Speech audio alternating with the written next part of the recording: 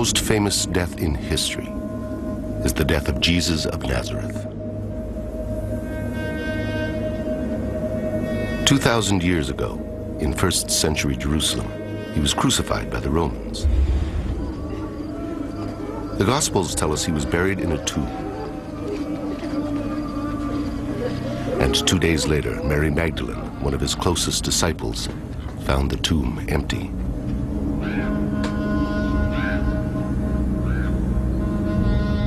But according to the Gospel of Matthew, there was another story circulating after Jesus' death.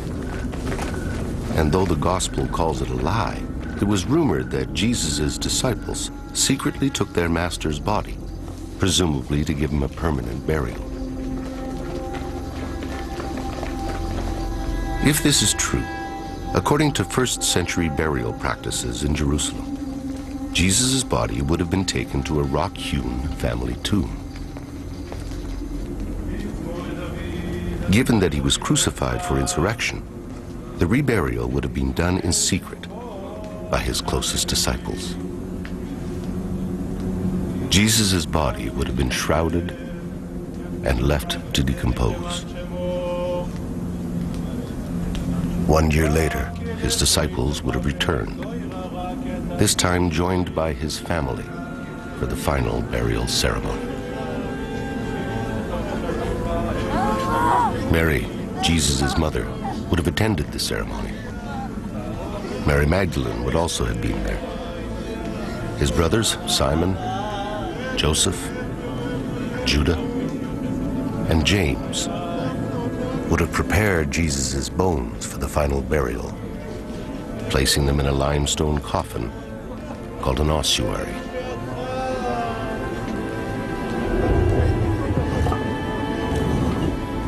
Jesus' name would have been inscribed on the side.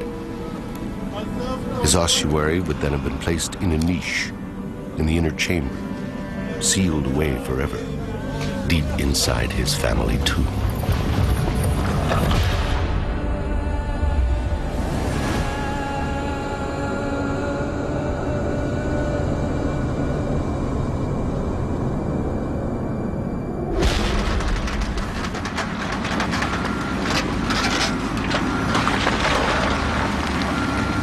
זה היה יום שישי לקראת צהריים, ממש מול החלון של הבית. זה היה אתר בנייה שהתחילו לבנות אותו. כדי לבנות היו עושים פיצוצים בהר, היו מפוצצים עם דינמיט את ההר, ואז בתור ילדים מסקרנות רצנו לראות מה קורה ואיפה זה. ואחרי שהיה את הפיצוץ וכל האבק שקע, מה שראיתי בעצם מרחוק בהר, ראיתי איזה מערת קבורה, יש לה משולש עם העיגול, וזה היה הרבה יותר מכוסה.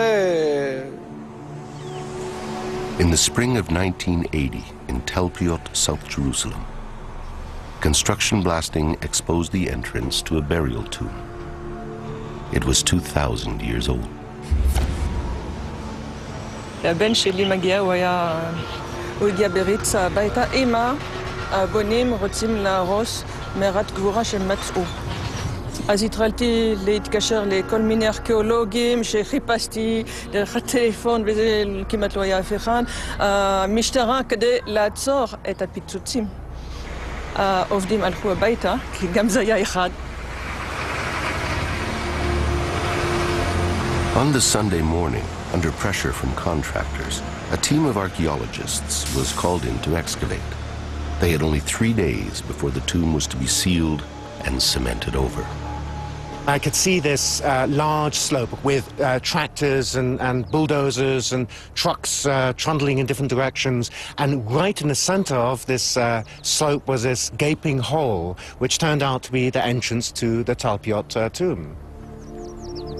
Above the entrance was a unique facade, a carefully crafted chevron and circle that mystified the archaeologists.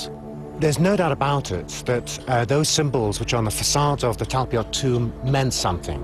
It's unlikely that the person or the family that came to carve out the tomb just carved these things at random. They had to symbolize something. What they symbolize, I don't know. But it's quite rare to find that kind of ornamentation on a simple tomb.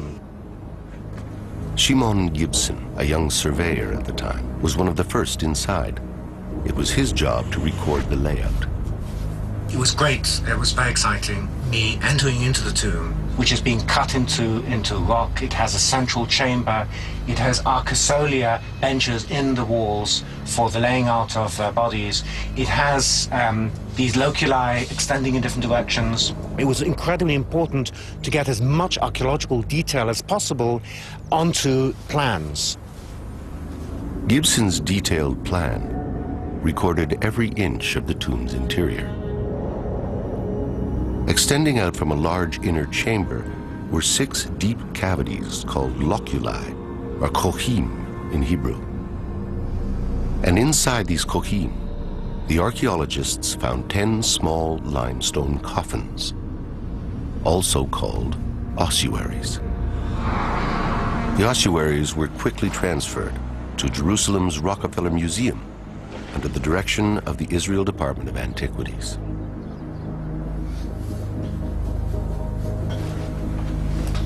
The bones and remains found inside were bagged and boxed and put aside for reburial.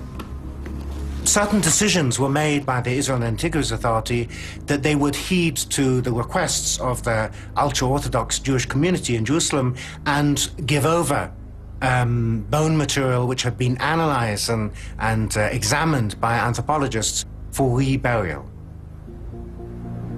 And then they began the process of cataloging the ancient bone boxes. By 1980, over 1,000 ossuaries had been found, but only 20% of them bore the names of the dead. Here it was discovered that 6 out of the 10 ossuaries had inscriptions. They are not monumental inscriptions. They're not intended to be seen and viewed by everybody, and they're not there to commemorate the dead. They are there so that when family members come in and start shifting the boxes around so they can put a new one in, they know which one is which and which belongs to who. The archaeological record shows that the custom of using ossuaries for burial in Jerusalem only lasted for about 100 years, ending around 70 of the Common Era when Jerusalem was destroyed by the Romans.